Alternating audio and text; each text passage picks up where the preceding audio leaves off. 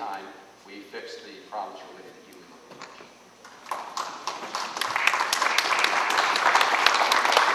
Hi, my son is an Iraq War veteran, twice deployed to Iraq. He's being involuntarily recalled for a possible third deployment now. I was given permission ahead of time to give a brief reading of one of my son's poems.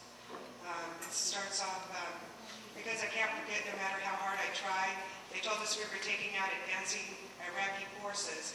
But when we went to check out the bodies, they were nothing but women desperately fleeing their homes because they wanted to get out of the city before we attacked in the morning.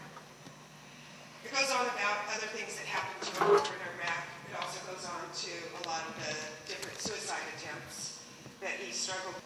At the end, it's every one of them I've spoken to since we got home has broken down crying in front of me, saying all they can do since they got back is bounce from job to job, drink and do drugs, and contemplate suicide to end the pains.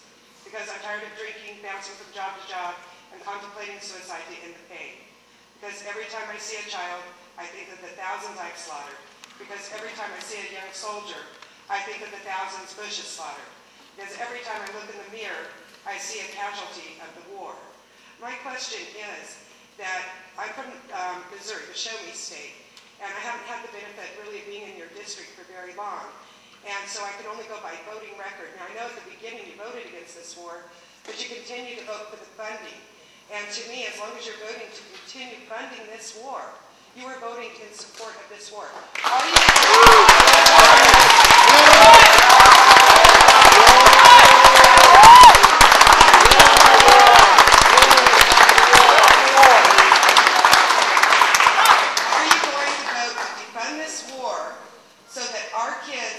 sons and daughters, our husbands and our wives can come home. Because it doesn't need a veto-proof majority. It doesn't need to have the 66%. It only needs 50 plus 1% to get it done. Yes!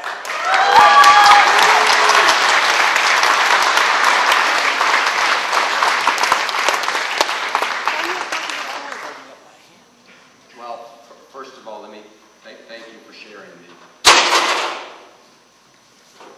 poem and the writing that you shared with us. I thank you for that. As you acknowledge, I don't know when you moved to the district, but yes, I have been opposed to this war from day one.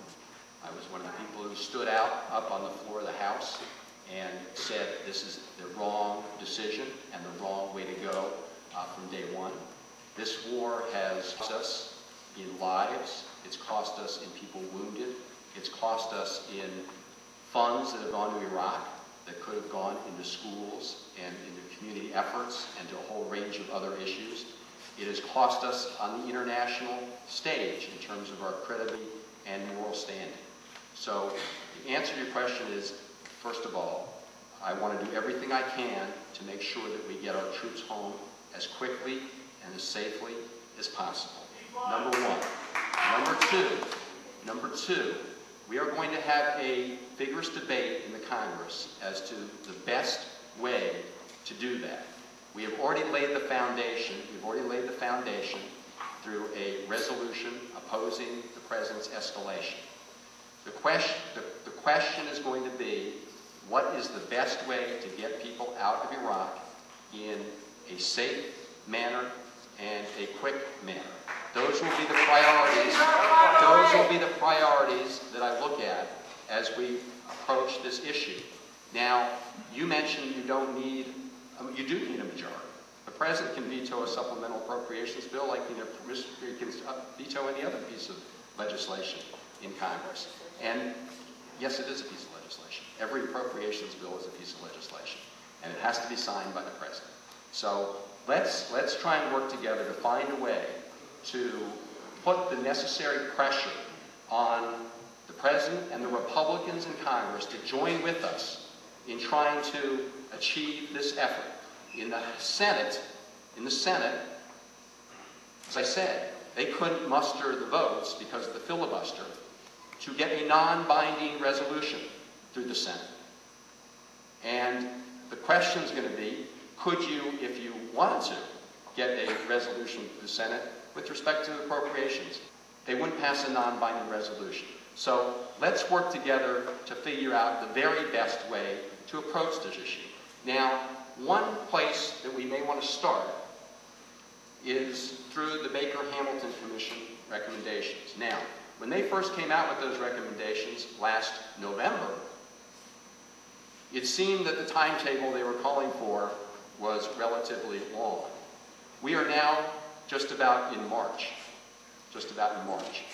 The timetable they called for under that bipartisan independent commission would require, essentially would call for the withdrawal of U.S. combat forces from Iraq by this time next year, which, given the fact that we have now over 140,000 troops, most of whom are combat forces, would be along the timetable that we would be talking about.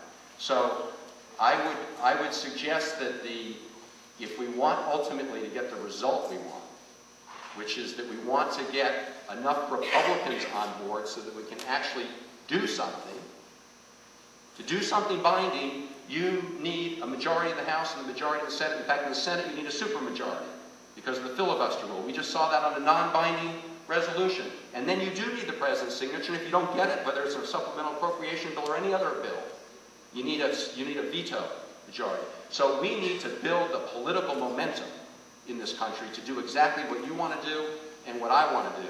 And we need to figure out the smartest and best way to do it. And that's what I'm committed to doing.